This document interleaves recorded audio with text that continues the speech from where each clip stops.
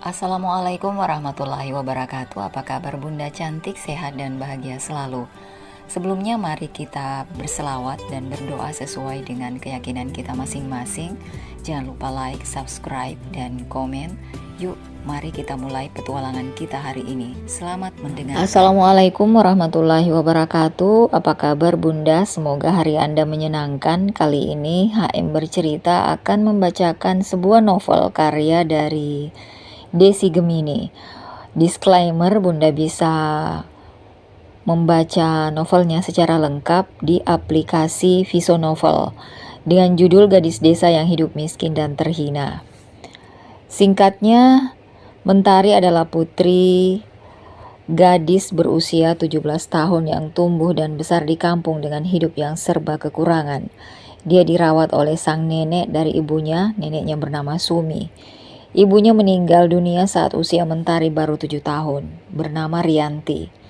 Bu Rianti ini dinikahi seorang lelaki bangsawan bernama Dirga Nugraha yang sebenarnya sudah memiliki istri dan anak perempuan. Namun keluarga Nugraha menginginkan Dirga memiliki anak laki-laki agar bisa meneruskan bisnis dan perusahaannya. Sehingga Bu Rianti dinikahi siri oleh Pak Dirga agar mendapat anak laki-laki. Namun ternyata Bu Rianti melahirkan anak perempuan yaitu Mentari, sehingga kedua orang tua Pak Dirga juga Pak Dirganya sendiri tak memberikan perhatian atau kasih sayang pada Mentari. Justru setelah Bu Rianti meninggal, Mentari diserahkan kepada nenek dan kakeknya di kampung. Dan tanpa sadar keluarga Pak Dirga sudah tak memperdulikannya, hingga Mentari berjuang sendiri dalam kehidupannya tanpa kekayaan yang ayahnya punya. Gimana kisah selengkapnya? Yuk kita ikuti ceritanya, let's check it out. Nenek, ini kayu bakarnya, panggil Mentari di belakang rumah dengan membawa seikat kayu bakar yang dia cari di kebun yang banyak ranting pohon. Tari, sudah nenek bilang gak usah cari kayu ke sana, nanti saja. Tidak apa-apa, nanti kalau kamu digigit ular bagaimana? Nenek Sumi mengomeli cucu kesayangannya itu. Biasanya yang mencari kayu kakeknya, kebetulan kakeknya sedang sakit. Ada apa Bu? Kok ngomel-ngomel? Ucap kakek Harun yang menghampiri mereka di dapur sambil terbatuk-batuk. Ini loh Pak, Mentari cari kayu ke kebun sana. Ibu takut dia digigit ular, jelas Nek Sumi. Sebenarnya nenek dan kakeknya Mentari masih terlihat muda dan masih segar. Di usia kakek 70 tahun dan neneknya 60 tahun. Tidak apa-apa Nek, kan aku wanita tangguh. Ucap Mentari dengan senyum manisnya. Wajahnya yang cantik Mbak Ratu Elizabeth dengan hidung mancungnya. Hanya saja dia berpakaian lusuh dan rambut yang sedikit pirang karena setiap hari berjualan kue membantu neneknya. Maaf ya nak, kakek jadi nggak bisa cari kayu karena sakit, kata kakek Harun.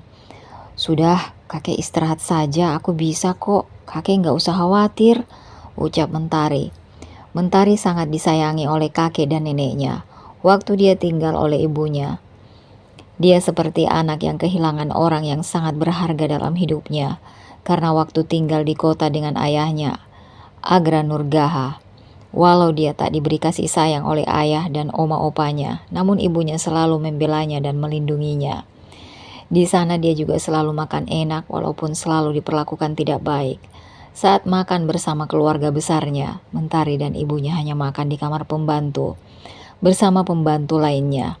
Bu Rianti mengalami tekanan batin di sana karena dituntut harus mempunyai anak laki-laki, sehingga menyerang fisiknya dari pikiran dan perlakuan buruk mereka yang semena-mena. Pak Dirga juga punya putri dari istri pertamanya yang sangat dicintainya, Bu Widuri dan putrinya Rahel. Mereka di sana diperlakukan seperti layaknya majikan.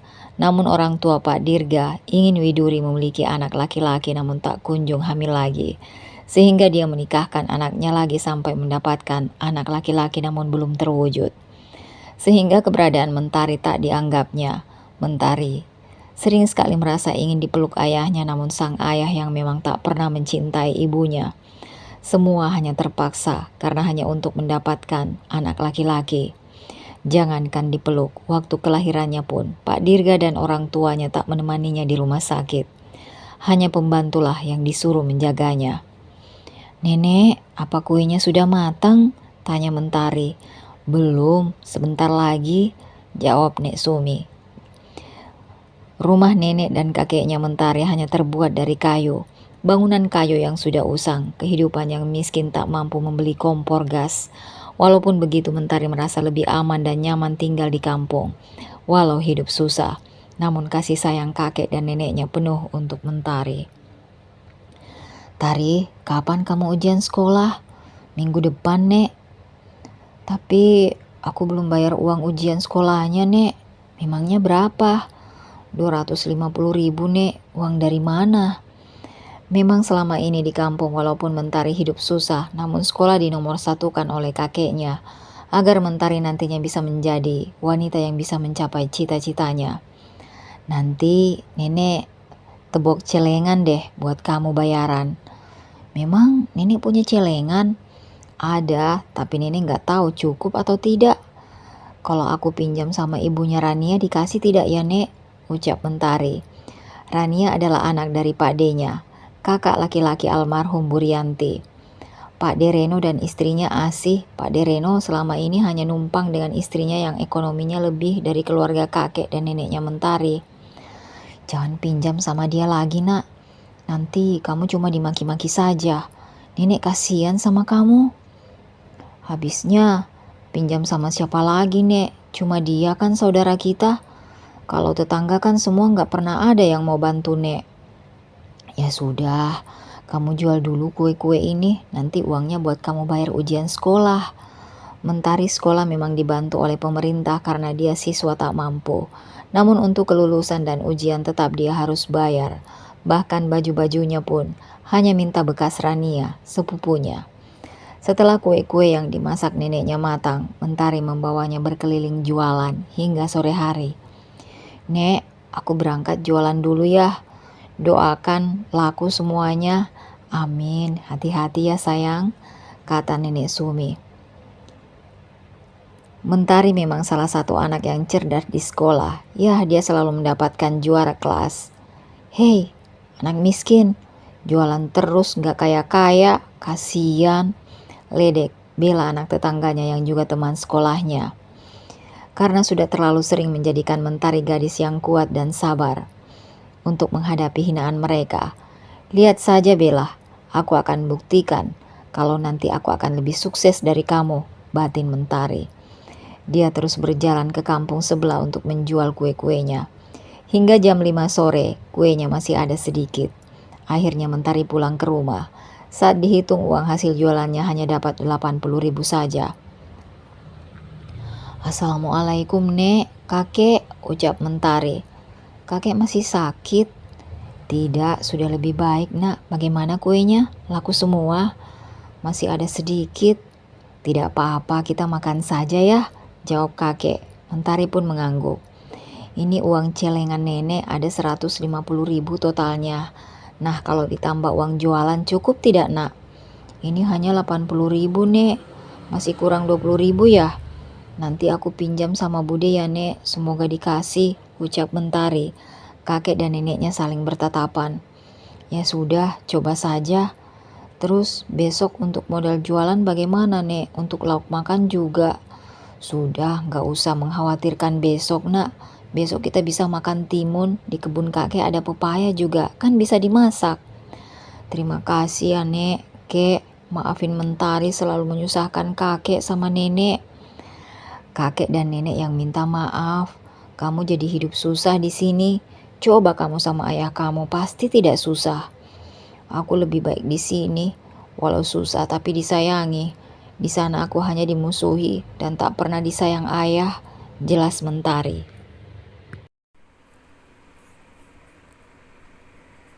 Akhirnya Mentari lulus sekolah. Mentari mendatangi rumah Pak D dan budenya untuk meminjam uang. "Tok tok tok. Assalamualaikum," ucap Mentari. Kemudian pintu dibuka oleh Rania sepupunya yang berumur 2 tahun lebih tua darinya. Rania sudah kuliah. "Kamu Ngapain kesini? Pasti mau pinjam uang, iya kan? Ismail banget, anak terbuang jadi miskin. Ucap Rania dengan hinaannya. Kak, aku mau bicara sama Bude. Boleh aku masuk? Ucap Mentari. Enak saja mau masuk. Nanti rumahku jadi kotor karena kamu. Diam di sini. Bentak Rania. Buni, ada seanak miskin. Ucap Rania sambil teriak. Ibunya dan ayahnya yang sedang santai sambil nonton TV langsung menoleh dan bangun menghampiri mereka. Apa sih Rania? Teriak-teriak. Ucap Budi Asih. Tuh si miskin nyariin ibu. Kata Rania. Tari, mau apa kesini? Tanya ketus Budi Asih. Apalagi pasti pinjam uang. Jelas Rania. Siapa bu? Ucap Pak Dereno, ikut melihat. Nih ponakan gak jelas kamu. Jelas Budi Asih. Mau apa Mentari? Tanya Pak Dereno. Pak De Bude, aku boleh pinjam uang tidak 20 RB saja. Ucap Mentari pada akhirnya. Benar kata Rania, tidak lain pinjam uang terus. Eits banget sih punya keponakan dan mertua miskin. Ucap Budi Asih sombong. Maaf tadi Pak De nggak punya, uangnya sudah disimpan sama budemu. Ucap Pak Dereno. Mentari menatap Budi Asih berharap akan dikasih. Budi aku mohon, nanti aku ganti secepatnya. Ucap Mentari. Pak Dereno terlihat tak tega dengan keponakan satu-satunya itu. Kasih saja bu, hanya 20 RB saja. Pinta Pak D pada istrinya. 20 RB juga uang kan pak? Ucap Budi Asih. Aku janji akan aku ganti Budi. Ucap Mentari melas. Kemudian Budi Asih mengeluarkan uang 20 RB-nya. Nih, sudah sana pergi. Budi Asih memberikan uangnya dengan melemparnya hingga jatuh ke lantai. Mentari menarik nafas dalam-dalam, berusaha sabar. Berukek kemudian Budi Asih menutup pintu rapat-rapat, membuat Mentari sampai kaget. Kemudian dia mengambil uang selembaran 20 ribunya dengan mata yang berkaca-kaca. Andai ayahku menyayangiku seperti halnya ayah ke anaknya, mungkin hidup aku tak sehina ini di mata orang lain. Jangankan menyayangiku, ayah melihatku saja kau tak mau. Gumam Mentari sambil mengusap air matanya yang jatuh di pipinya. Kemudian Mentari pulang ke rumah kakek dan neneknya, yang jaraknya hanya terhalang 3 rumah saja. Assalamualaikum. Ucap Mentari, dia memastikan senyuman manisnya agar kakek dan neneknya tak melihat kesedihannya. Mentari, bagaimana dapat pinjamannya? Tanya Nenek Sumi. Alhamdulillah dapat nenek. Jawab Mentari. Syukurlah kalau begitu. Ucap nenek sambil mengelus rambutku. Sudah kamu mandi dulu. Setelah itu makan. Ucap nenek. Iya nek. Jawab Mentari. Hari ini hari ujian sekolah terakhirnya Mentari. Dia sudah melunasi pembayaran ujiannya. Mentari mengerjakan semua soal ujian dengan sangat fokus. Dia ingin menjadi siswi dengan nilai terbaik. Setiap malam dia belajar dengan giat. Alhamdulillah akhirnya selesai juga ujiannya. Tinggal tunggu hasil kelulusannya. Gumam Mentari. Mentari. Panggil Alia teman baiknya Mentari. Alia memang satu-satunya teman sekolah yang tak sombong dan mau berteman dengan Mentari. Hei, Alia. Bagaimana ujianmu? Sukses? Tanya Mentari sambil duduk di taman sekolah. Sukses dong kan belajar. Ucap Alia. Oh ya, lulus nanti kamu kuliah atau tidak? Tanya Alia. Aku gak tahu Al. Jangankan untuk kuliah, untuk makan saja hidupku susah. Mungkin aku mau cari kerja kali. Ucap Mentari. Mau kerja apa Tar? Sayang banget kalau kamu gak kuliah. Kamu kan pintar. Ucap Alia. Ya mau gimana? Mungkin aku harus kerja dulu. Setelah itu baru aku bisa kuliah. Jelas Mentari. Semoga kamu bisa kerja dengan gaji yang lumayan ya, ucap Alia. Amin. Terima kasih ya Al, kamu selalu mau menjadi temanku, walaupun aku miskin, tapi kamu masih mau jadi temanku, ucap Mentari. Kata mamaku, kalau berteman jangan pilih-pilih. Yang penting baik dan memotivasi kita, sejak berteman denganmu nilaiku jadi bagus. Karena kamu tidak pelit memberikan ilmu, kata Alia. Kalau nanti sudah lulus, aku bolehkan main ke rumahmu, tanya Mentari. Tentu boleh dong, seneng banget malah aku, ucap Alia. Kemudian mereka berpelukan. Wah, ada si miskin dan majikannya, kayak Teletubbies berpelukan, ucap Bella tetangga Mentari. Hei Bella, kenapa sih kamu selalu menghina Tari? Emang dia punya salah apa sama kamu? Tanya Alia. Aku tidak menghina, memang kenyataannya dia itu upik abu, ucap Bella lagi. Jangan suka menghina orang lain, belum tentu nasibmu nanti lebih baik dari Mentari, ucap Alia kesal karena Bella selalu merendahkan Mentari. Sudah biarkan saja, aku tidak apa-apa, ucap Mentari. Dasar miskin dekil, ucap Bella sambil pergi meninggalkan mereka. Bella, kenapa mulutnya itu mudah sekali menghina? Apa orang tuanya tidak mengajarkan dia? Ucap Alia. Alia, nanti kalau kita sudah lulus, seandainya ada saudara atau siapapun yang membutuhkan pekerja, aku mau ya, nanti kamu hubungi nomor handphoneku, ucap Mentari. Mau kerja apa, Tar? Nanti deh aku tanya-tanya ya, semoga ada, ucap Alia. Sayangnya handphonemu masih model jadul. Nanti aku kasih HP bekas aku, tapi apa kamu mau? Tapi masih bisa kok dipakai, sudah Android jadi memudahkan kamu dapat pekerjaan, jelas Alia. HP Android? Tapi aku nggak punya uang Al buat belinya, ucap Mentari polos.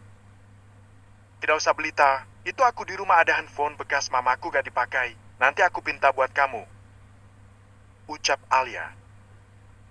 Jangan Al, nanti aku gak enak sama mama kamu, kata Mentari. Tidak apa-apa, semoga itu bermanfaat untuk kamu. Dari handphone kita bisa tahu ada lowongan pekerjaan loh, jelas Alia. Iya sih, terima kasih ya Al, ucap Mentari. Kemudian mereka masuk kelas, karena akan ada keterangan dari guru wali kelasnya, karena ujian akhir sekolah sudah selesai dilaksanakan. Tinggal menunggu hasil dari ujian tersebut, yaitu kelulusan sekolah.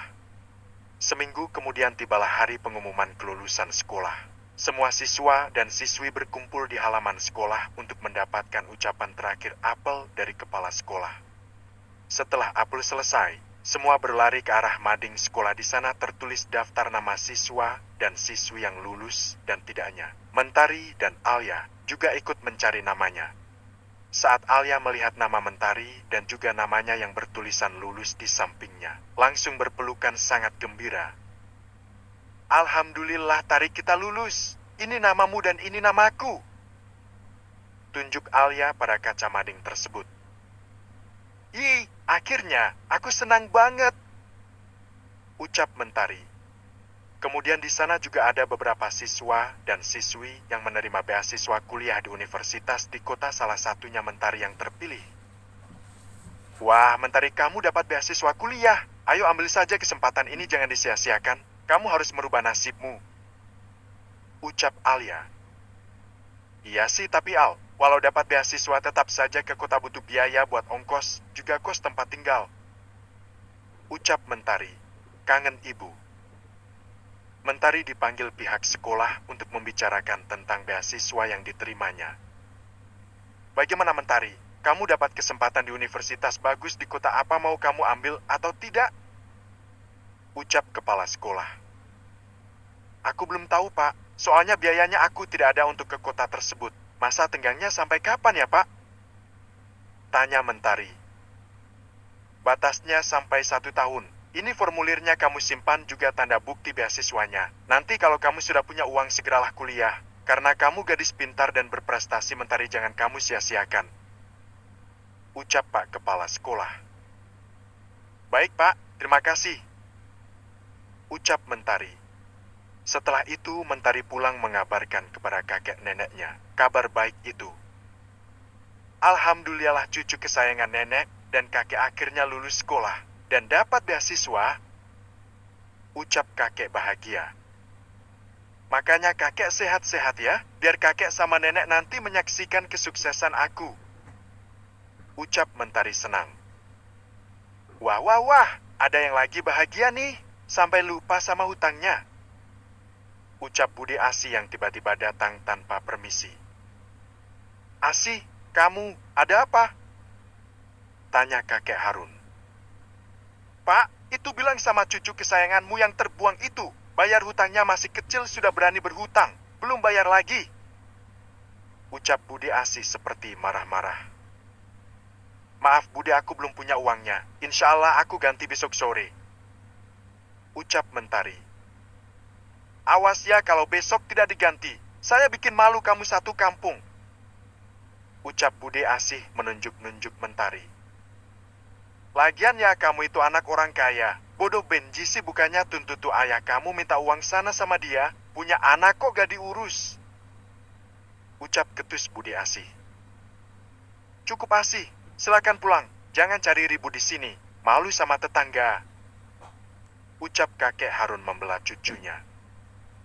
Pak, harusnya bapak malu. Tuh anak laki-laki bapak hidupnya saja masih numpang sama istri. Nih harusnya jual saja tanah dan rumah reyot ini untuk warisan suamiku. Ucap Bude Asih tak punya sopan santun. Rumah ini bukan lagi jatah suamimu Asih. Ini hak Mentari. Dia sudah menjualnya waktu menikahimu.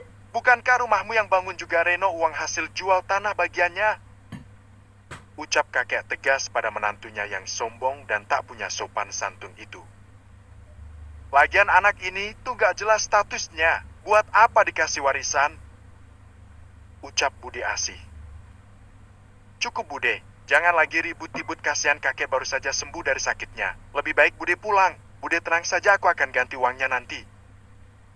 Ucap Mentari dengan wajah merah. Mau marah tapi dia tidak bisa. Dia sangat kasihan dengan kakek dan neneknya yang sudah berusaha membesarkannya selama 10 tahun ini. Dasar anak terbuang. Ucap Bude Asih sambil pergi pulang. Sabar ya nak, jangan emosi. Kata Nenek Sumi. Tidak nenek, maafkan aku ya nenek kek. Gara-gara aku Bude marah-marah ke sini. Ucap Mentari. Tidak, kamu anak baik. Setiap hari nenek selalu berdoa agar cucu nenek ini nanti bisa jadi orang yang sukses. Amin. Ucap Nenek Sumi. Amin. Kalau sukses nanti aku akan bawa kakek sama nenek tinggal di kota.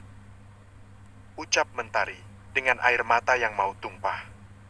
Kemudian Mentari mandi dan makan bersama kakek dan neneknya dengan lauk seadanya. Namun mereka terlihat bahagia. Cucu kakek ini mirip sekali dengan ibunya. Cantik, pintar, masakannya juga enak. Puji kakek Harun. Iya enak, kan aku belajar dari nenek. Aku jadi kangen sama ibu. Kata Mentari. Kalau gitu besok pagi kita ke makam ibumu. Kakek juga ikut ya, kek? Ucap Nenek Sumi. Oke. Kata kakek Harun. Mentari senang akan mengunjungi makam ibunya. Saat malam, Mentari di kamar sendirian. Dia hanya mempunyai kenangan foto ibunya saja. Dia tak punya foto dengan ayahnya, karena ayahnya tak pernah sekalipun menggendongnya. Bahkan saat lahir Mentari diazani oleh dokter di rumah sakit tersebut, atas permintaan ibunya Mentari. Mentari memandangi foto ibunya. Dia tersenyum, namun air matanya berkaca-kaca. Ibu, Mentari kangen ibu. Andai ibu ada di sisiku, aku akan jauh lebih kuat. Ayah seperti bukan ayahku, Bu. Sampai detik ini pun, dia tak pernah menengokku. Dulu ibu selalu bilang kalau suatu saat nanti ayah akan bisa menyayangiku. Tapi tidak Bu kenyataannya. Batin Mentari sambil menangis terisak. Tari menggigit kain agar tak terdengar tangisannya oleh kakek dan neneknya. Tapi ibu tenang saja, kakek sudah aku anggap seperti ayahku, dia sangat menyayangiku. Akhirnya aku bisa merasakan kasih sayang seorang ayah. Walau dari kakek, begitu juga nenek, dia sangat menyayangiku. Hiks hiksis, hiks. Batin Mentari sambil terisak menatap foto ibunya. Ibu, aku kangen dipeluk ibu. Hiks, hiks. Isak tangis Mentari di kamarnya. Aku akan buktikan kalau aku bisa hidup sukses tanpa ayah, Bu. Batin Mentari. Mentari, mulai sekarang jadilah kamu gadis yang kuat dan tangguh. Semangat. Gumam Mentari menyemangati dirinya sendiri. Kemudian sambil memeluk vodi ibunya, Mentari tertidur pulas. Dalam tidurnya dia bermimpi. Ibunya datang dari sebuah cahaya terang memanggil Mentari dengan baju gaun putih menutupi kakinya. Mentari, sayang, gini ibu. Panggil ibunya di mimpi Mentari. Kemudian Mentari memperhatikan wajah ibunya sampai matanya menyipit. Ibu, Bu, ibu, Bu, itu ibu kan? Bu, aku kangen, aku mau dipeluk ibu.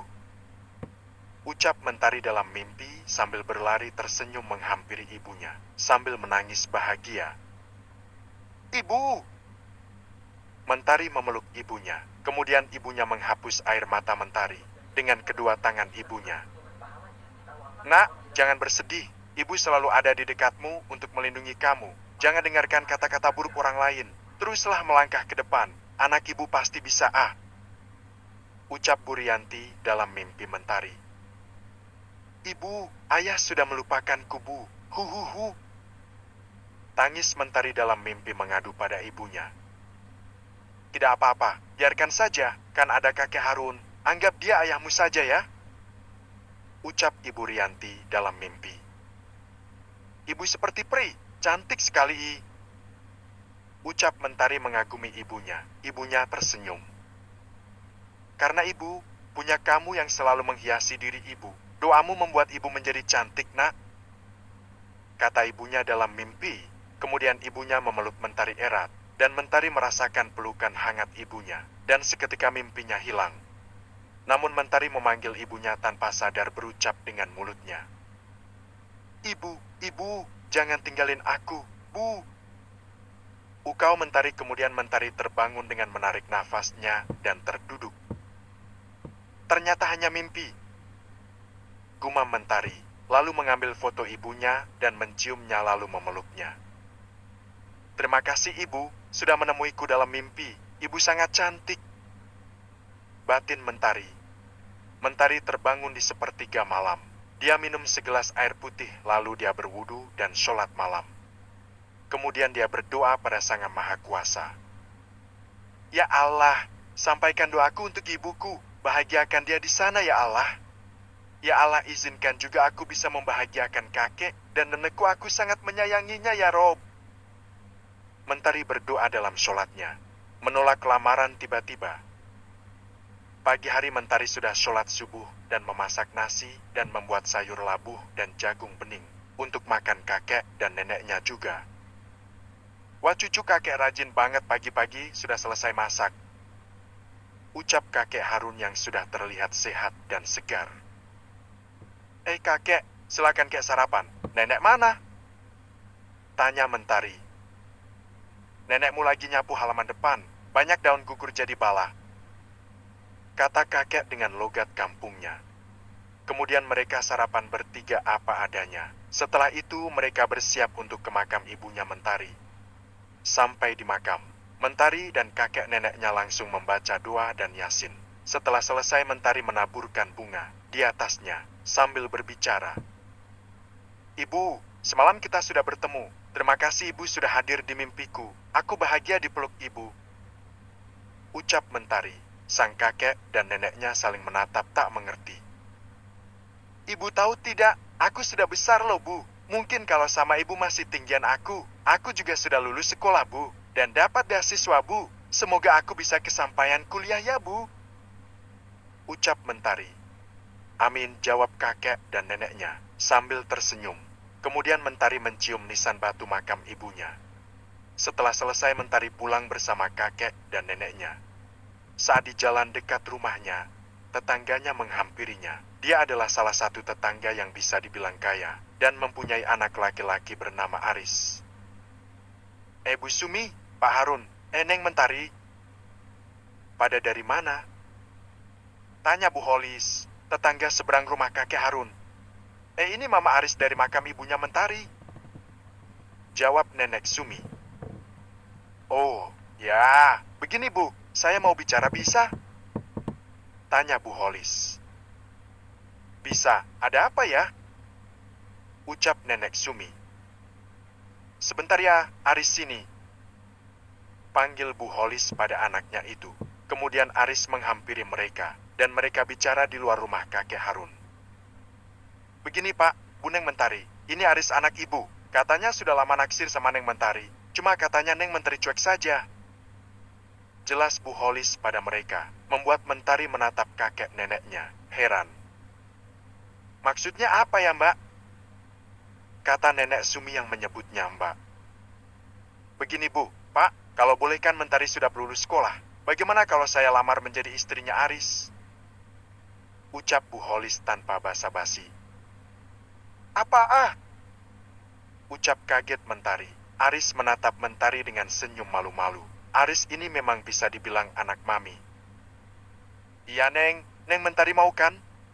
Tenang saja kalau masalah biaya nikah dan tempat tinggal setelah menikah sudah ibu siapkan. Asal Neng Mentarinya mau. Jelas Bu Holis. Aduh maaf ya Bu Holis Aris. Aku ini baru lulus dan banyak yang mau aku kejar setelah ini. Maaf aku gak bisa lagian aku gak ada perasaan apapun sama Aris. Jelas Mentari menolak lamaran Bu Holis tiba-tiba. Mentari kamu gak harus menjawab sekarang kok bisa dipikir-pikir dulu. Kata Aris. Maaf Aris, sebelumnya aku benar-benar belum kepikiran ke arah sana. Aku mau menata hidupku dulu. Maaf aku gak bisa. Tolak Mentari. Mendengar penolakan Mentari, Bu Holis tiba-tiba berubah raut wajahnya, menjadi ketus. Jadi kamu menolak anak saya Mentari? Tanya Bu Holis ketus. Maaf Bu Holis sekali lagi, saya belum siap ke arah sana. Jelas Mentari. Iya Mbak, Aris maaf ya, Mentari masih banyak ingin mengejar cita-citanya. Jadi saya mohon jangan tersinggung. Ucap kakek Harun. Aris diam saja cemberut kecewa. Padahal aku mau mengangkat derajat kamu Mentari, jadi kamu tak usah capek-capek kerja, biar aku yang memenuhinya. Ucap Aris. Maaf Aris aku tetap tidak bisa. Ucap Mentari. Sudah Aris tidak apa-apa kalau dia tak mau. Padahal kita kan cuma berniat baik ingin mengeluarkannya dari kehidupannya yang miskin itu. Ya kalau dia menolak biarkan saja. Artinya hidupnya akan miskin sampai kapanpun. Ucap Bu Holis sumpah serapah karena ditolak. Astagfirullah Mbak jaga bicaranya. Ucap Nenek Sumi. Lo memang iya kan? Sudah miskin gak diakuin ayahnya. Sombong lagi menolak lamaran orang berada seperti kita Yaris.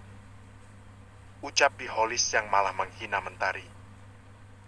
Cukup, kalau sudah ditolak berarti belum berjodoh Mbak. Silakan pulang ya, jangan ribut di sini.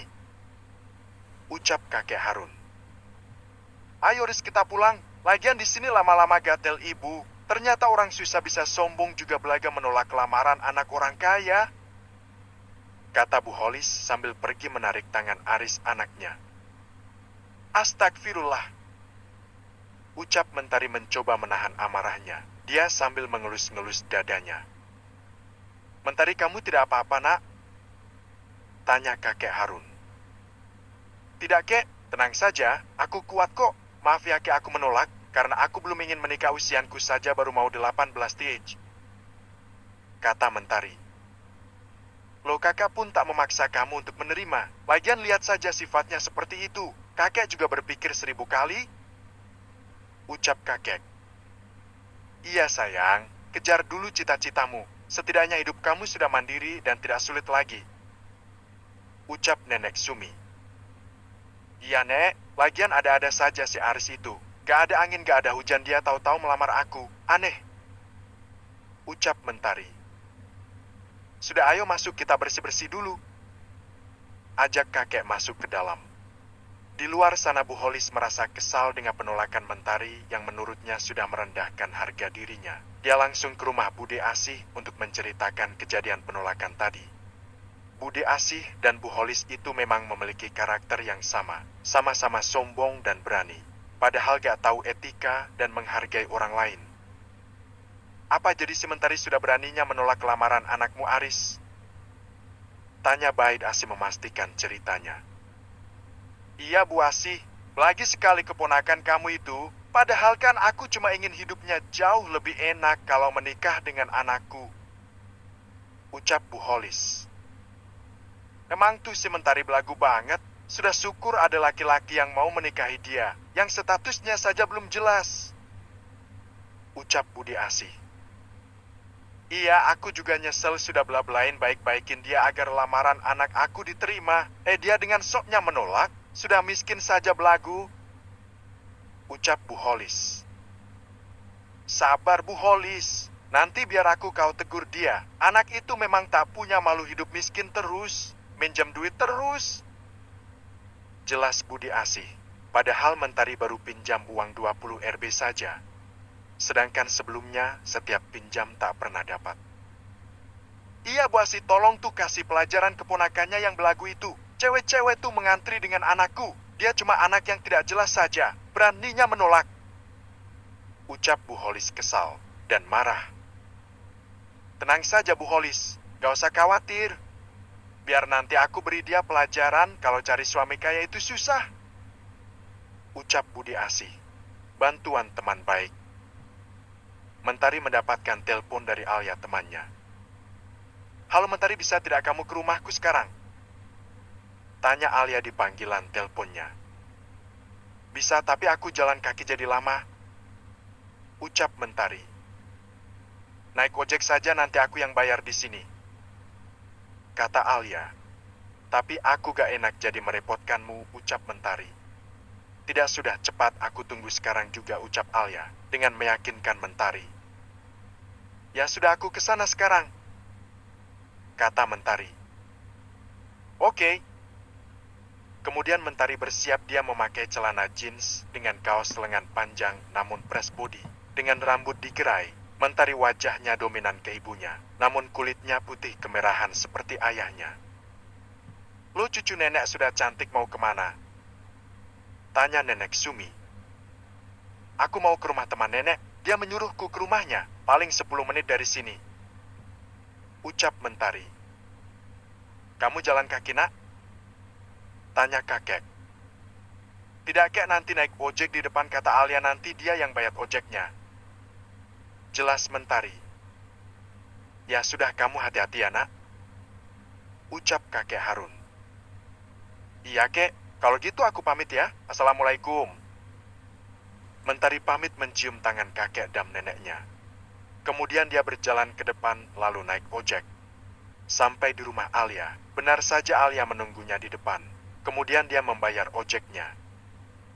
Terima kasih ya Al, maaf merepotkanmu. Ucap Mentari. Iya sudah, jangan dibahas lagi. Ayo masuk, aku ada info penting nih buat kamu. Ucap Alia. Mama sama papamu mana kok sepi banget? Tanya Mentari. Mama papaku lagi di luar kota, biasa urusan bisnis. Jawab Alia. Mentari hanya mengangguk saja. Duduk dulu, Bibi buatin minum ya. Ukau Alia. Iya non, jawab Bibi Aram pembantunya Alia. Jadi kamu di rumah cuma berdua saja? Tanya Mentari. Iya, sama adik aku, dia sekolah sekalian les jadi belum pulang. Nanti juga aku mau pindah ke kota. Aku mau kuliah di sana. Pas banget deket sama rumah tempat mama papaku kerja. Dia di sana beli rumah. Jadi nanti aku gak perlu ngekos. Jelas Alia. Oh gitu. Ucap Mentari. Silahkan non diminum, Bi Aram memberikan minuman dan cemilan. Terima kasih Bi. Ucap Mentari.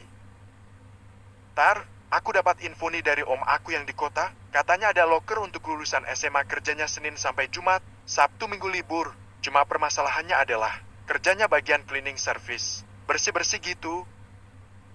Jelas Alia. Kalau kamu mau, kan kamu juga bisa ambil kuliah di hari liburmu. Dan kebetulan perusahaannya tidak jauh dari kampus beasiswa yang kamu terima. Bagaimana? Tanya Alia lagi. Mentari hanya melamun mendengarkan penjelasan Alia, antara senang dan bingung. Loh kok malah ngelamun toh? Kau tegur Alia. Aku sih jujur mau banget mau kerja apapun apalagi pas banget waktunya. Tapi permasalahannya adalah aku nggak punya uang untuk pergi ke kotanya. Kan harus bayar kos-kosan, iya kan? Kata Mentari. Kalau hal itu, kalau memang kamu mau, aku bisa pinjemin kamu dulu. Uang tabunganku banyak kok. Ucap Alia menawarkan pinjaman. Iya, tapi apa aku bisa ganti uangmu? Uang budeku saja 20 RB, aku belum sanggup nih buat bayar udah gitu ditagih pula. Jelas Mentari. Ya ampun, uang 20 RB saja sama keponakan sendiri pelit amat. Ucap Alia. Kalau kamu memang mau meminjamkan aku mawal, tapi aku gak bisa janjiin kapan gantinya. Jelas Mentari. Iya sudah gampang, aku tahu kamu kok. Nanti kan kita bisa ketemuan di sana, kalau ku sudah kuliah. Kata Alia. Kalau boleh tahu gaji cleaning service berapa ya di kota? Kira-kira cukup tidak untuk aku kuliah makan dan bayar kos? Tanya Mentari. Kata Oma aku sih gajinya UMR sekitar 5 JTN. Ucap Alia. 5 juta? Ucap Mentari kaget yang tak pernah pegang uang banyak. Lumayan ya, kalau gitu bilang sama om kamu aku mau, gitu. Ucap Mentari antusias. Iya ini sedang aku kirim pesan. Ucap Alia. Sambil menunggu balasan pesan omnya Alia, mereka berbincang sambil minum dan ngemil. Bim, bunyi pesan dari omnya Alia. Nih kata omku, nanti akhir bulan ini kamu datang ke perusahaan tersebut, memakai baju rapi. Dan kalau kos cari dulu tempat kosnya nanti baru kamu ke kantornya. Kamu masih punya waktu 2 minggu lagi buat mempersiapkan semuanya. Jelas Alia. Oke, aku juga mau bikin surat lamarannya juga sekalian. Surat kelulusan dan rekomendasi beasiswanya dari sekolah kita. Jelas Mentari. Ya sudah, siapkan dulu. Kayaknya nanti kita bisa berangkat bareng deh ke sana. Kan asik tuh ada temennya. Ucap Alia. Iya dong, Al. Ayo kita sama-sama berangkatnya kan aku juga belum paham daerah kota. Ucap Mentari. Iya oke. Oh ya sini HP-mu biar aku tuker dengan HP Android punyaku. Sayang ini tak terpakai. Nanti HP yang itu kamu beliin kartu lagi buat kalau menghubungi kakek dan nenekmu. Jelas Alia memberi saran. Iya benar juga kamu. Terima kasih ya Al yang baik. Kamu orang pertama yang menyaksikan kesuksesanku nanti. Amin. Ucap Mentari percaya diri. Nih sudah selesai nanti kamu pindahkan nomor penting di pelamamu. Ucap Alia sambil memberikan handphonenya ke Mentari. Terima kasih Alia. Ucap Mentari manis. Kemudian Alia mengeluarkan uang dari tasnya yang sudah dimasukkan amplop coklat. Ini uang pinjaman kamu. Bisa ganti kapan saja tidak usah terlalu buru-buru ganti. Jumlahnya 5 JT. Semoga cukup ya. Ucap Alia. 5 juta, apa tidak kebanyakan? Tanya Mentari. Di kota itu apa-apa mahal, jadi ambil saja semuanya. Ucap Alia. Kamu masih punya uang lagi, kalau ini aku pinjam. Tanya Mentari. Tenang saja 10.000 kali lipat itu lebih tabunganku. Jelas Alia. Iya deh, percaya. Anak orang kaya, tapi tidak sombong. Ucap Mentari. Ini aku simpan ya. Terima kasih. HP-nya juga terima kasih. Ucap Mentari lagi. Iya, bawel. Kata Alia. Lalu tak lama Mentari pamit pulang. Pada Alia. Sampai di rumah Mentari terlihat senang wajahnya hingga terlihat oleh kakek dan neneknya. Assalamualaikum aku pulang. Ucap Mentari. Waalaikumsalam. Senang sekali kelihatannya cucu kakek nih.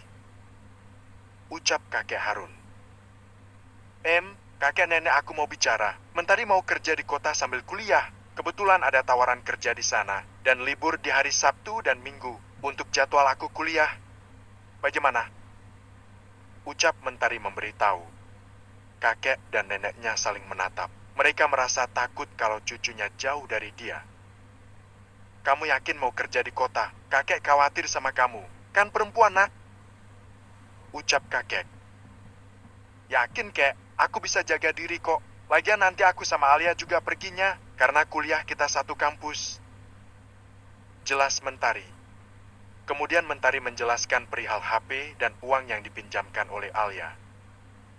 Masya Allah, masih ada teman yang baik sama kamu, Mentari. Kalau gitu kakek dukung kamu mengejar cita-citamu. Kakek dan nenek hanya bisa mendoakan kesuksesan dan keselamatan kamu, Mentari. Ucap kakek. Kalau nenek gimana? Tanya Mentari. Pergilah, nak. Kamu memang harus berjuang untuk sukses. Yang penting jaga diri kamu baik-baik. Ucap nenek Sumi. Kemudian Mentari memeluk neneknya terharu. Terima kasih, kek. Nek, aku janji akan membahagiakan kalian. Ucap Mentari. Sebelum berangkat ke kota, Mentari ke sekolah untuk mengambil berkas kelulusan dan juga untuk beasiswanya nanti. Dia sudah rapi dengan pakaian sederhananya. Sekalian dia mau ke rumah budenya untuk mengembalikan uang yang dipinjamnya. Nenek, aku berangkat dulu ya. Nanti pulangnya aku belanja untuk masak sore nanti. Ucap Mentari. Memang kamu punya uang? Tanya nenek Sumi. Ada, nenek Alia sudah memberikan uang pinjamannya. Kata Mentari. Ya sudah, hati-hati ya, nak. Ucap nenek.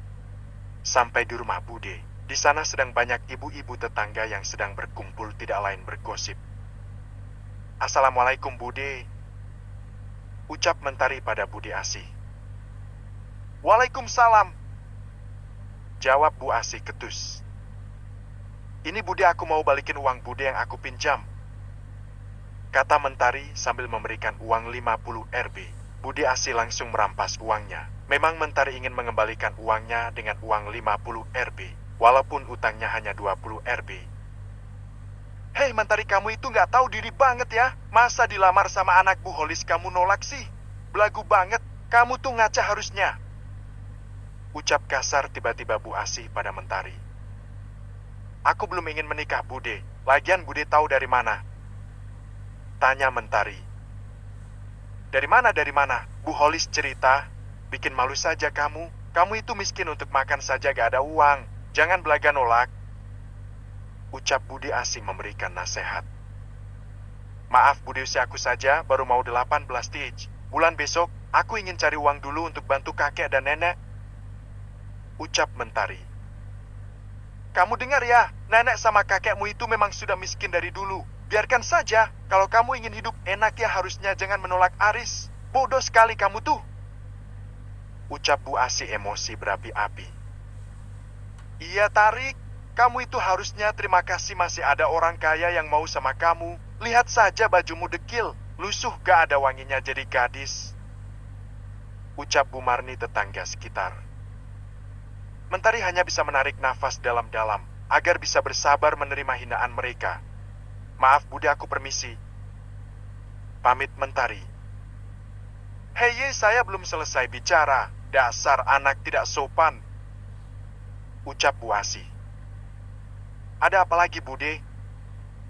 Mentari berbalik badan. Kamu harus terima lamaran Aris anak Bu Holis. Nanti biar saya yang bilang. Ucap Bu Asih seenaknya. Maaf Bude, aku sudah bilang aku tidak mau menikah dulu. Aku mau cari kerja dulu, terus kuliah hingga selesai. Jelas Mentari. Hahaha, mimpi kamu pik abu. Tawarannya tiba-tiba muncul dari dalam rumah. Mentari menoleh ke arahnya. Dasar wanita halu, makan saja kamu masih Senin Kamis segala mau kuliah. Bodoh-bodoh. Ucap Rania lagi. Ibu-ibu yang mendengar ucapan Rania ikut tersenyum sinis. Mentertawakan Mentari. Mentari hanya melihat satu persatu wajah tetangganya dan budenya serta Rania sepupunya. Aku akan mewujudkan mimpiku, Karania. Setiap orang berhak bermimpi, bukan? Jawab Mentari. Mentang-mentang dapat beasiswa, kamu pikir semudah itu kuliah? Ucap Burina, ibunya belah teman sekelas Mentari. Aku akan berusaha, Burina. Setiap usaha pasti akan ada hasilnya. Jelas Mentari. Terserah kamu saja. Kita lihat saja. Bisa tidak Upik Abu bermimpi jadi ratu. Hahaha. Ucap Rania lagi sambil tertawa. Sayang sekali ya, orang berduit kayak kalian. Mulutnya tidak bisa menyaring yang baik dan tidak. Ucap Mentari yang mulai kesal. Hei, siapa kamu miskin? Bilang kita seperti itu. Hah? Jawab kesal Burina. Alhamdulillah biar aku miskin, tapi aku punya etika dalam berkata. Permisi, assalamualaikum. Ucap Mentari kemudian pergi meninggalkan mereka tanpa menoleh lagi. Ya Allah, kenapa mereka mulutnya jahat semua denganku, batin Mentari sambil mengelus dadanya. Lalu Mentari berjalan kaki untuk ke sekolahnya yang kebetulan tidak terlalu jauh. Mentari memang hidup di perkampungan, namun sudah lebih modern dekat sekolah. Supermarket juga dekat ke jalan raya, tidak beda jauh dengan kota. Yang membedakan hanya tidak ada gedung tinggi seperti di kota-kota, yang sampai puluhan lantai. Kemudian sampai di sekolah Mentari mengurus semua keperluannya. Setelah selesai pulangnya dia membeli kartu baru untuk handphonenya yang lama. Juga mengurus persyaratan untuk melamar pekerjaan. Untungnya Mentari langsung mengurus KTP saat usianya sudah 17 tahun lebih. Sehingga dia tak ribet lagi.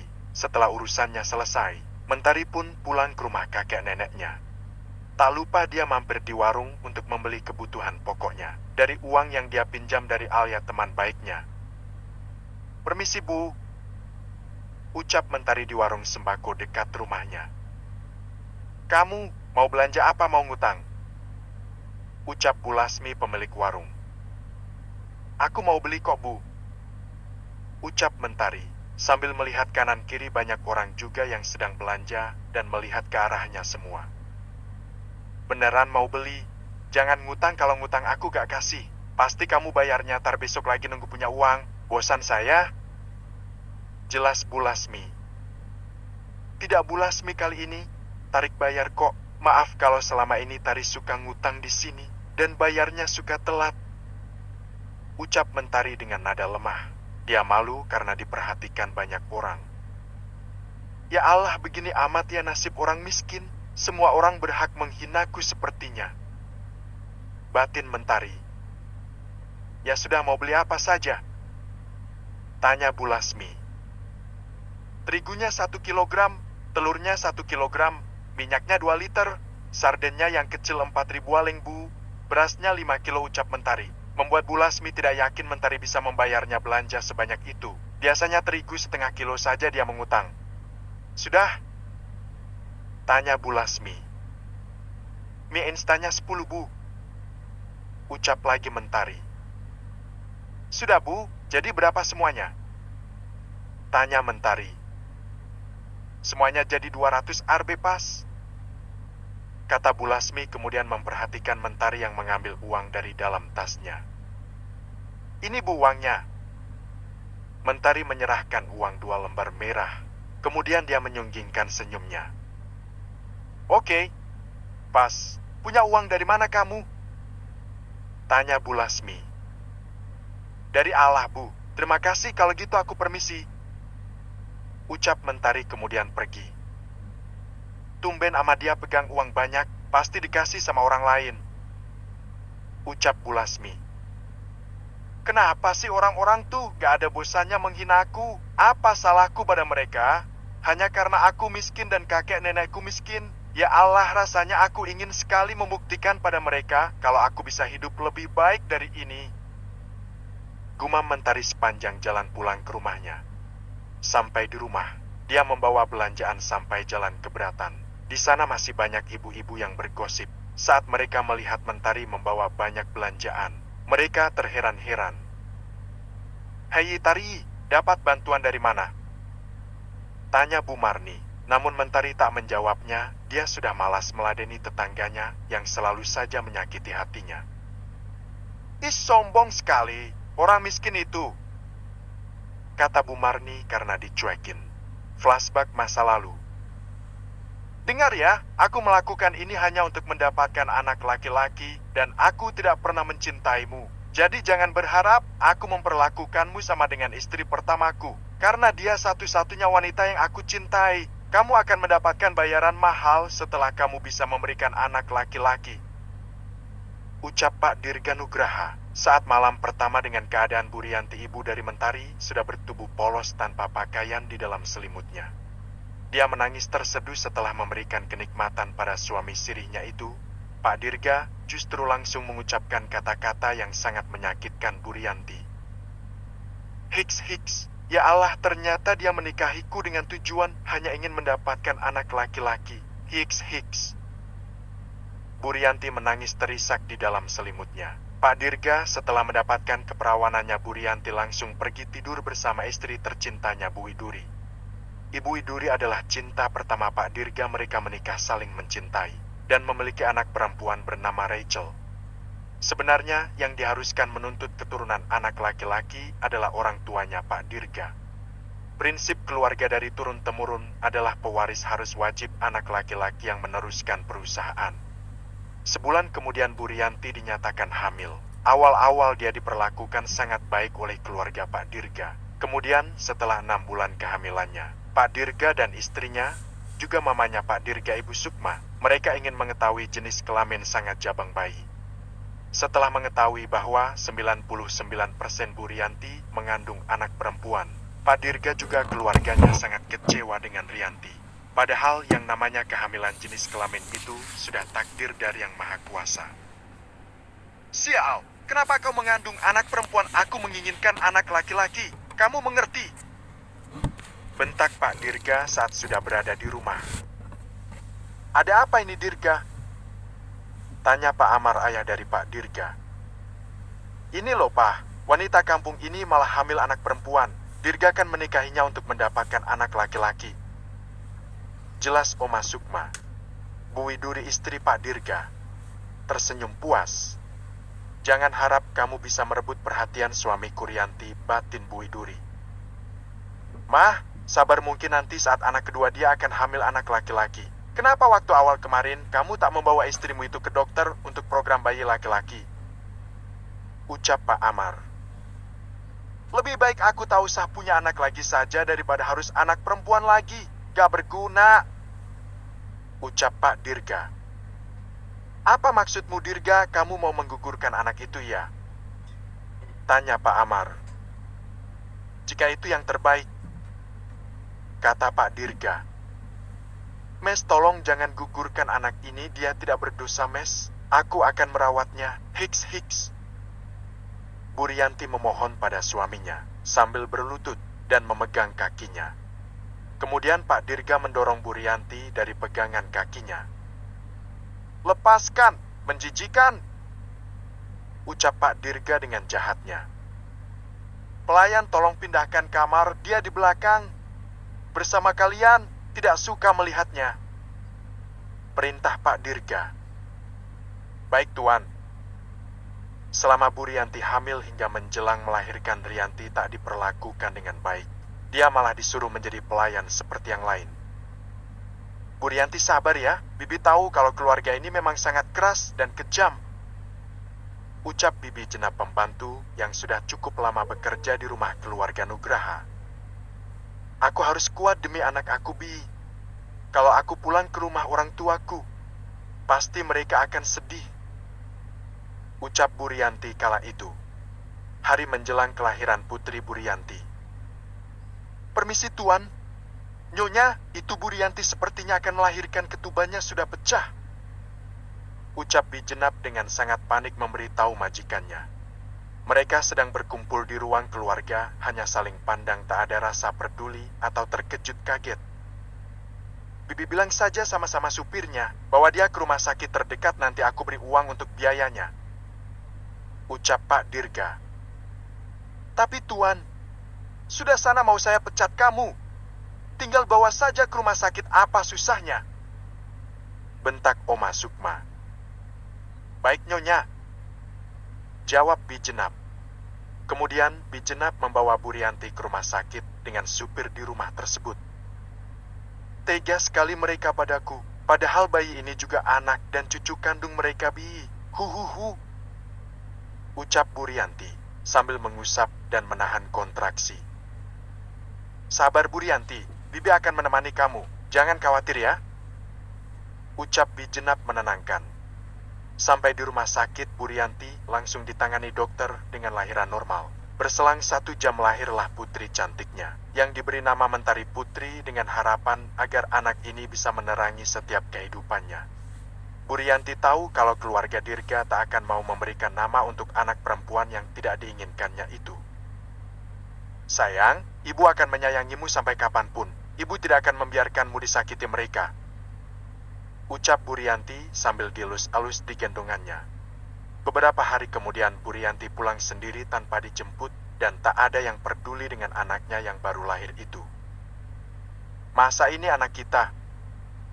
Ucap Bu Rianti memberitahu wajah anaknya. Namun Pak Dirga acuh dan cuek sama sekali. Begitu juga dengan Oma dan Opanya. Harusnya anakmu itu kamu buang saja ke pantai asuhan, percuma tidak akan ada yang peduli dengan dia. Ucap Bu Widur yang meledeknya sambil tersenyum puas. Di kamar pembantu, Rianti menarik nafasnya, menahan sabar. Anakku akan menjadi anak yang jauh lebih sukses dari anakmu nantinya. Ucap Bu Rianti sedikit namun dalam. Hahaha, mimpi kamu. Anakmu itu tidak akan dapat harta sepeser pun dari keluarga ini. Ucap Bu Widuri. Anakku memang tidak akan dapat dari sini, tapi dia dapat dari Yang Maha Kuasa. Lihat saja nanti. Ucap Bu Rianti kesal dengan hinaan terhadap bayi pertama yang dia lahirkan dengan penuh kasih sayang. Buktikan saja, orang miskin. Kamu dikasih kesempatan 1 kali lagi. Kalau kamu tidak juga bisa memberikan anak laki-laki, maka kamu akan ditendang dari rumah ini. Ingat itu. Ucap Bu Widuri mengingatkan. Itu lebih baik daripada aku di sini. Jelas Bu Rianti. Seiring berjalannya waktu, saat usia Mentari sudah 1 tahun dia dipisahkan oleh ibunya. Ibunya kembali ditempatkan di kamar keluarga Nugraha. Dengan harapan akan hamil anak kedua dan hamil anak laki-laki. Sedangkan Mentari diurus oleh Bijenap. Seperti anaknya sendiri. Namun sesekali Bu Rianti juga menggendong yang sangat lucu itu. Namun tanpa sepengetahuan keluarga Nugraha. Tahun demi tahun berlalu Bu Rianti tak kunjung hamil juga. Karena Bu Rianti selalu diperlakukan kasar oleh Pak Dirga, juga istri pertamanya Widuri. Dan diam-diam Bu Widuri mencampurkan obat kontrasepsi pada Bu Rianti agar tak bisa hamil lagi dan ditendang oleh keluarga Nugraha. Saat usia Mentari sudah 7 tahun Bu Rianti sakit keras hingga tak bisa beraktivitas. Namun keluarga Nugraha tak ada yang membawanya ke rumah sakit. Meninggal dunia Bu Rianti. Oma, tolong bawa ibu ke rumah sakit, Oma, ibuku sudah tidak kuat. Huhuhu. Ucap Mentari kecil menangis pada Oma Sukma. Apaan sih kamu? Kasih obat saja nanti juga sembuh. Bentak Oma Sukma. Tak lama Pak Amar kakeknya keluar. Kakek tolong ibu, kek. Ibu sudah sangat lemah. Bawa ibu ke rumah sakit, kek. Kasihan ibu. Huhuhu. Ucap Mentari memegang tangan Pak Amar meminta bantuan. Sebenarnya Pak Amar memiliki sifat ketidaktegaan sama orang. Namun sifat keras istrinya itu membuatnya sedikit terpengaruh. Karena memang Pak Amar ini sangat patuh pada istrinya. Pak Arga dan istrinya pun keluar. Dirga Rianti sakit keras. Bawa dia ke rumah sakit saja. Papa takut terjadi apa-apa dengannya. Ucap Pak Amar. Papa nih apa-apaan sih? Ucap Oma Sukma tak suka suaminya membela Rianti.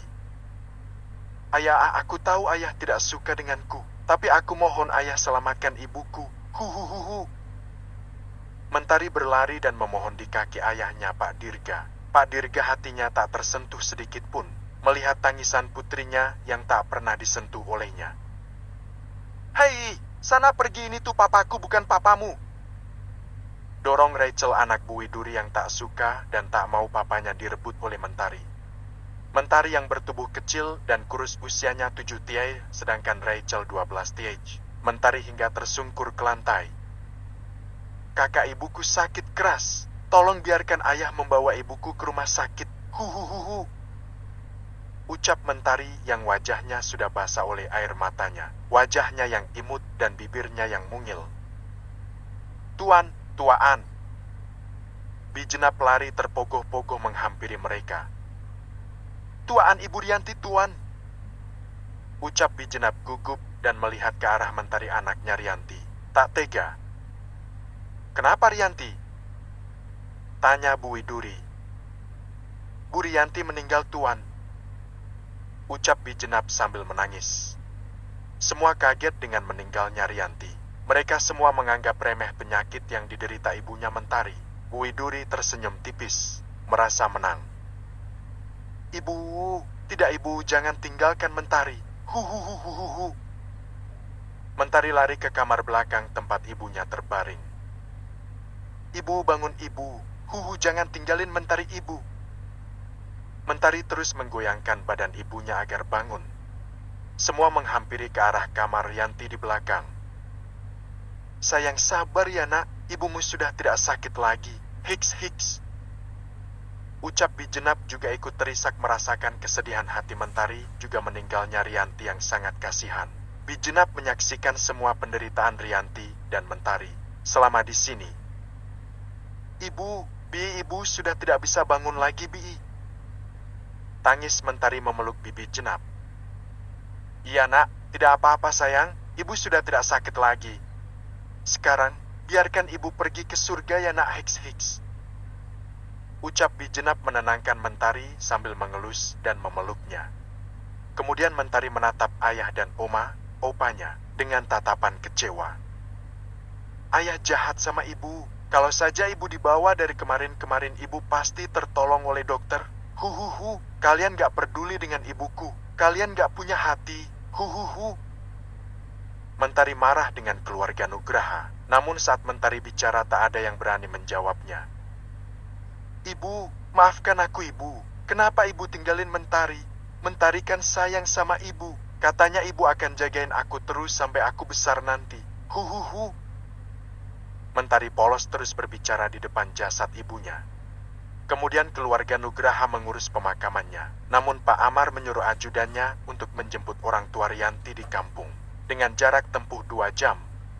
Saat kakek Harun dan nenek Sumi orang tua dari Rianti tahu kalau anaknya meninggal dunia, mereka syak berat, bahkan nenek Sumi berkali-kali pingsan. Dia mengira anaknya hidup bahagia dengan keluarga yang kecukupan. Ya, Rianti memang awalnya mengenal Pak Amar saat di pasar. Dia menyelamatkan Pak Amar dari mobil yang mau hampir menabraknya. Dari situlah Rianti dikenalkan dengan Dirga agar mendapatkan anak laki-laki. Dengan imbalan nanti akan diberikan uang banyak. Bu Rianti yang polos menerima begitu saja. Dia berharap setelah itu hidupnya dan orang tuanya tidak kekurangan lagi. Namun naas nasibnya sangat menyedihkan. Saat jenazah sudah siap dimakamkan, kakek Harun dan nenek Sumi datang. Kakek Harun sudah menyiapkan makam untuk anaknya itu di kampung halamannya. Semua ikut ke kampung dan memakamkan jenazah ibunya Mentari. Mentari terus menangis tak henti, sampai semua prosesi pemakaman selesai, dan Mentari pulang dengan Bijenap. Mentari yang terus menangis dan menyalahkan ayahnya. Dia seperti anak yang benar-benar kehilangan jiwanya. Hati demi hari dilalui Mentari, dia sering melamun di belakang kolam renang di rumahnya. Tak ada yang peduli dengan kesedihan Mentari tersebut. Pak Amar melihat Mentari yang duduk di pinggiran kolam renang. Dia melihat dari jendela kamar atasnya. Kasihan sekali nasib anak itu. Maafkan kakek nak, kakek tak punya kuasa apapun di sini. Kakek takut dengan omamu yang galak itu, karena semua aset ini sudah menjadi miliknya. Batin Pak Amar. Ya, Pak Amar dan Bu Sukma memang dulu merintis usaha dari bawah hingga sukses. Namun modal yang didapat dari keluarga besar Uma Sukma, Pak Amar hanya menjalankannya saja. Mentari, kamu harus menjadi anak yang kuat dan tangguh agar bisa melindungi diri kamu sendiri. Jadilah anak yang mandiri dan pintar di segala hal, nak. Bayang-bayang di pikiran Mentari ucapan ibunya itu. Ibu, Mentari gak punya lagi tempat berlindung. Huhuhu. gumam Mentari. Mentari, kamu makan ya? Dari kemarin kamu belum makan, nak. Ucap Bi Jenap khawatir dengan keadaan Mentari. Aku tidak ingin makan, Bi. Nanti saja, aku rindu ibu. Hiks, hiks. Ucap Mentari sambil menunduk di kakinya sendiri menangis sedihnya. Bi Jenap mengelus rambut yang sedikit pirang milik Mentari. Nak, kalau kamu sedih terus ibumu juga akan sedih terus. Nanti kalau kamu sakit bagaimana? Ibumu tambah sedih di sana melihatnya. Bujuk Bi Jenap. Mentari menoleh dan berpikir polos ucapan Bi Jenap itu. Sampai akhirnya dia mau makan. Bi Jenap dengan telaten menyuapi Mentari yang sudah seperti anaknya sendiri. Karena sejak kecil Bi Jenap yang sudah bantu mengurusnya. Saat makan malam, keluarga Nugraha itu, mereka membicarakan nasib Mentari. Dirga, bagaimana dengan Mentari? Kasihan anak itu, dia papa lihat sedih setiap hari. Ucap Pak Amar. Taruh saja dia di panti asuhan, Pak. Ucap Oma Sukma. Mah, biar bagaimanapun Mentari cucu kandung kita, Mah. Apa tidak sebaiknya kita rawat dia? Ucap Pak Amar, ayah Pak Dirga. Pak Dirga yang juga sangat mencintai istrinya itu dan hanya peduli perasaan istrinya itu masih cuek saja, tak peduli dengan anak kandungnya sendiri. Berikan saja dia pada kakek neneknya di kampung, lalu kasih sejumlah uang, biar mereka yang mengurusnya. Ucap Bu Widuri memberikan usul. Bagaimana sayang, kamu setuju? Tanya Bu Widuri pada suaminya. Ya benar kata kamu Widuri, kasih saja ke kakeknya dan neneknya. Lagian anak itu terlihat ngeyel dan tidak bisa dididik dengan baik. Kata Oma Sukma. Ya sudah, terserah kalian, aku setuju saja. Ucap Pak Dirga dengan wajah ketusnya. Mentari jadi anak kampung. Keesokan harinya ajudan Pak Dirga menyuruh untuk menjemput kakek dan neneknya Mentari yang di kampung. Saat tiba di rumah keluarga Nugraha, dipanggillah Mentari yang sedang di kamar belakang. Mentari, sini. Panggil Pak Amar. Semua berkumpul di ruang keluarga. Mentari menatap satu persatu wajah orang yang berkumpul di depannya. Mentari melihat dan menatap ayahnya, namun sang ayah membuang muka, tak mau menatapnya. Ada apa kakek? Tanya Mentari. Perkenalkan, ini kakek dan nenekmu. Mungkin selama ini kalian baru mengenal. Ucap Pak Amar.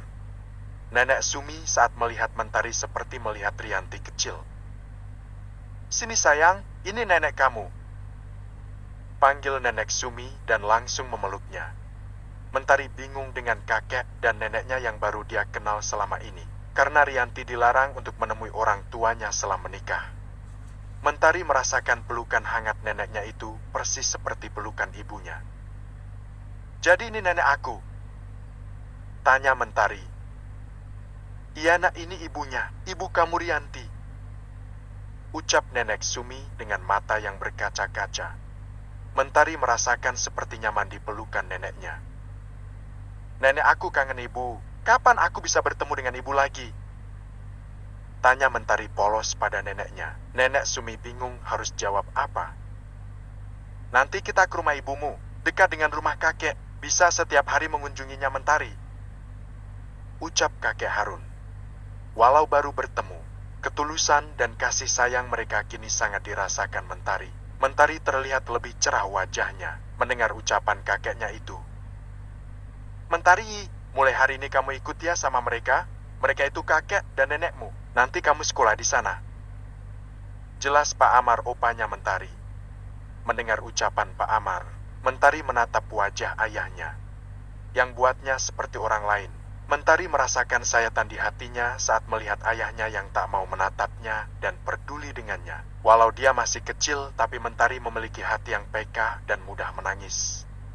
Melihat sikap ayahnya, membuat Mentari yakin lebih baik tinggal dengan kakek dan neneknya. Namun masih ada setitik harapan kecil di hati Mentari agar ayahnya mencegahnya. Dia sangat ingin mendapatkan dan merasakan kasih sayang seorang ayah.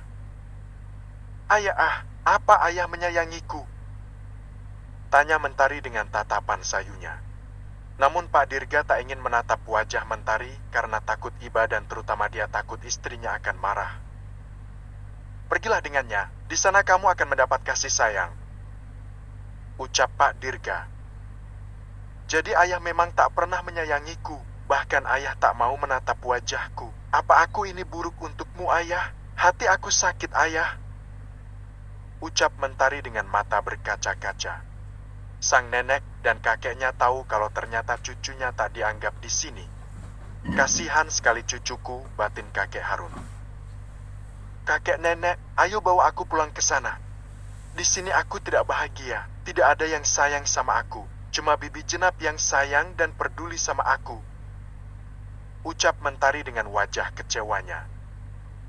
Iya nak, kita akan tinggal sama-sama. Kakek akan memberikan 100% kasih sayang kakek untuk kamu. Bahkan nyawa kakek sekalipun. Ucap tegas kakek Harun. Menyindir Pak Amar. Pak Amar merasakan menjadi orang yang jahat dengan cucunya sendiri. Ini Mentari semua baju dan barang-barang milik kamu. Baik-baik ya sama kakek dan nenek. Bibi pasti kangen sama Mentari. Ucap Bi Jenap. Terima kasih Bibi. Maaf ya kalau selama ini aku bakal sama Bibi. Semoga nanti kita bisa bertemu lagi. Ucap Mentari sambil memeluk Bi Jenap dengan air mata yang sama-sama menetes.